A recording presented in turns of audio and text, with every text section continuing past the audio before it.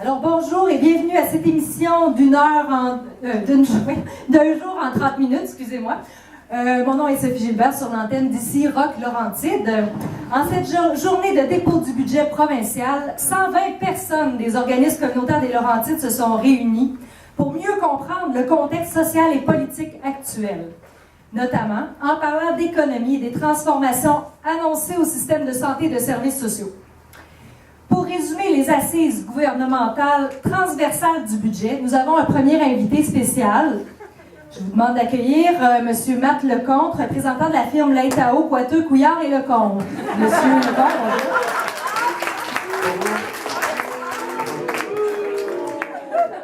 Ça me fait plaisir, moi aussi. Ça va pas long, j'ai beaucoup de documents à sortir. Voilà. J'ai le fait.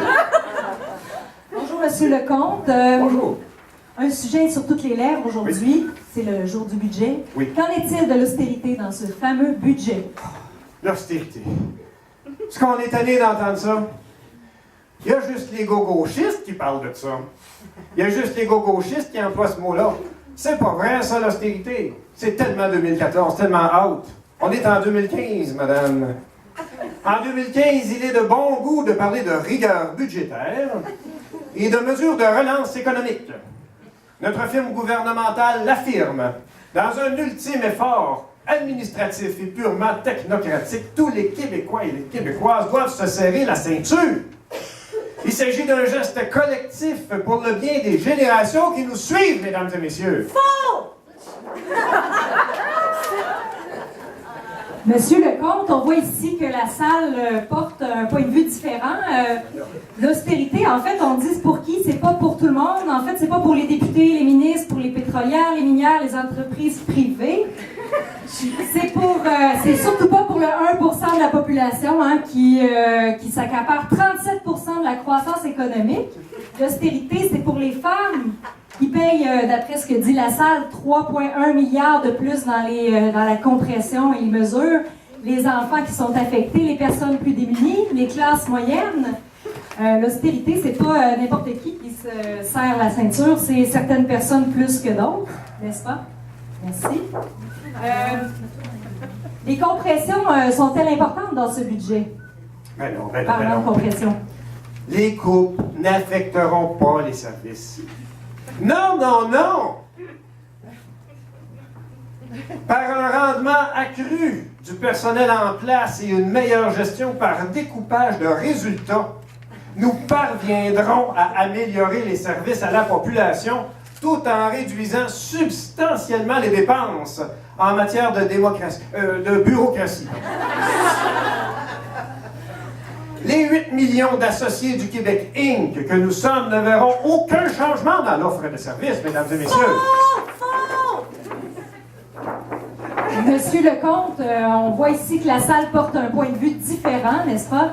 La population, on dit ici que la population sera atteinte par les compressions, qu'elle est déjà atteinte par les compressions.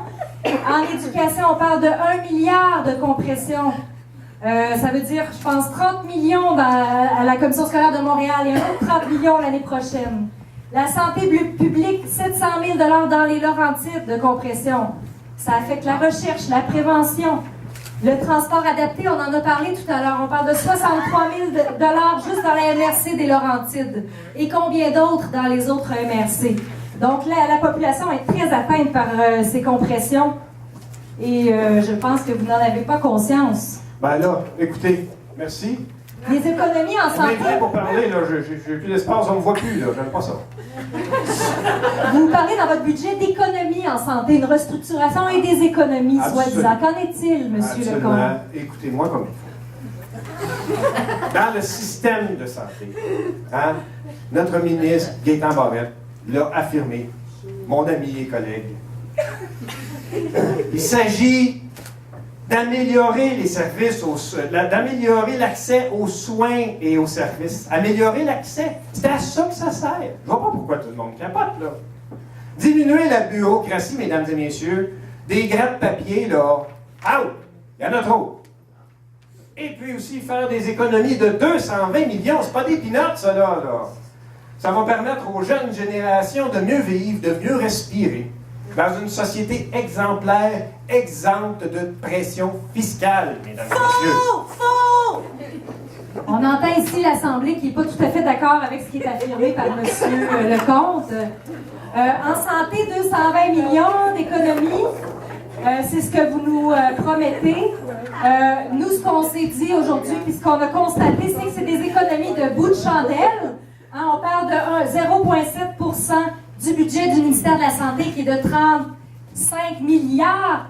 Donc, 220 millions, tout ça pour ça, c'est vraiment... c'est ce que semble dire l'Assemblée. Vous êtes loin d'une économie substantielle, Monsieur Lecomte. Monsieur Lecomte, est-ce que finalement les finances publiques sont dans un si piètre état pour aller chercher des bouts de chandelle comme ça? Écoutez, ce ne sont pas des économies de bout de chandelle. Mes amis, mes frères, mes sœurs, Québécois, Québécoises, l'heure est grave, mesdames et messieurs. Mes amis, les finances publiques sont dans un état critique. Critique! Ben, avez-vous entendu? On est dans le rouge! Foncé!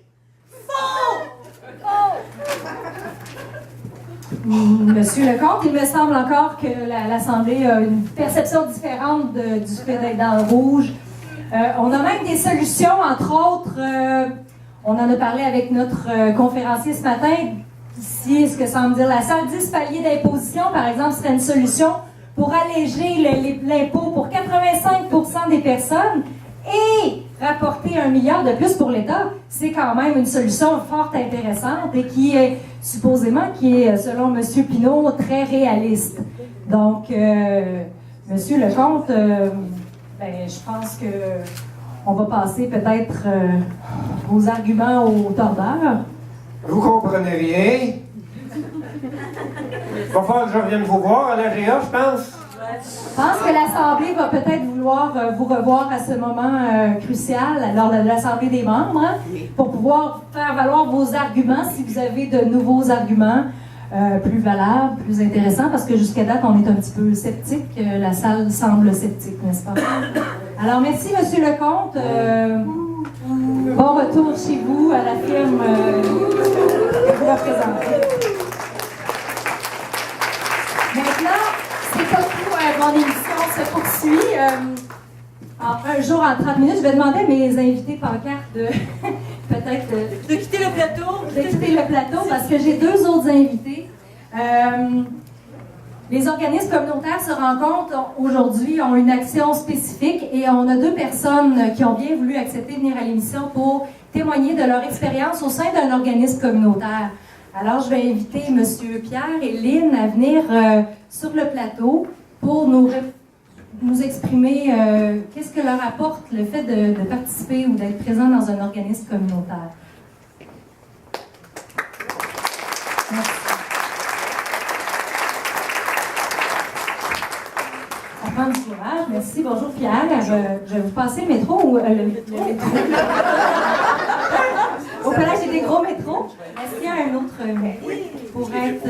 parce que je vais garder le mien. Bonjour Lynn. Vous pouvez vous mettre à côté de M. Pierre. Alors, M. Pierre, vous voulez commencer. Qu'est-ce que vous apporte le fait d'être impliqué dans un organisme communautaire?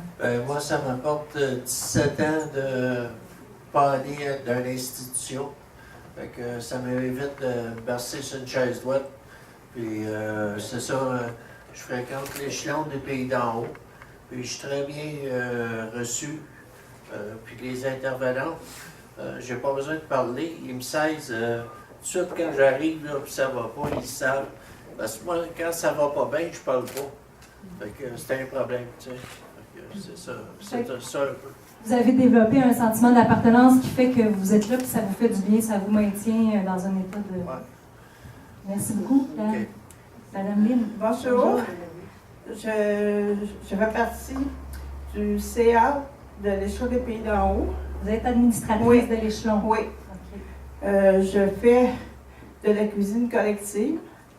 On fait des activités. Je me suis...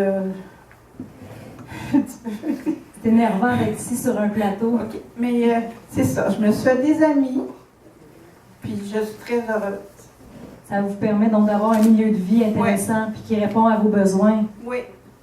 Merci beaucoup d'être passé à l'émission. Je vous remercie.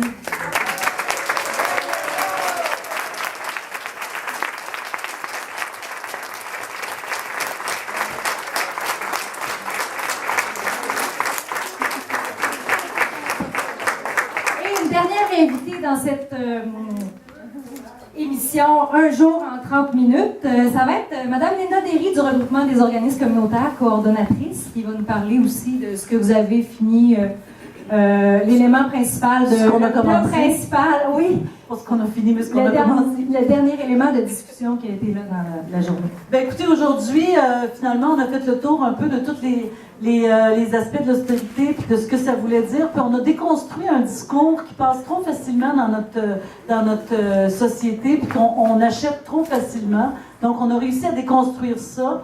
Et on a déjà commencé à mettre des germes sur un plan de mobilisation qui va se vivre au cours de l'année qui vient, parce qu'on aura besoin de se mobiliser, parce que nous, on y croit encore à la solidarité sociale, on croit encore que la richesse, elle peut se partager, on croit encore que les groupes communautaires, l'action qu'ils font dans leur milieu, elle est garante de paix sociale, et on croit encore que l'investissement dans les infrastructures sociales, c'est payant pour tout le monde, puis qu'on peut être riche de tout notre monde, mais on peut être riche avec tout notre monde aussi. Fait que c'est ça la conclusion de notre journée. C'est on va être là cette année, on va préparer des actions, on va être solidaires, on va se faire voir, puis on va faire des gains.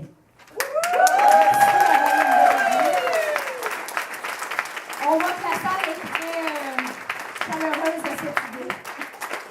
Merci, ce sera tout pour cette émission Un jour en 30 minutes et même en 15 minutes. Sophie Gilbert ici à l'antenne de Rock Laurentide. Bon retour chez vous.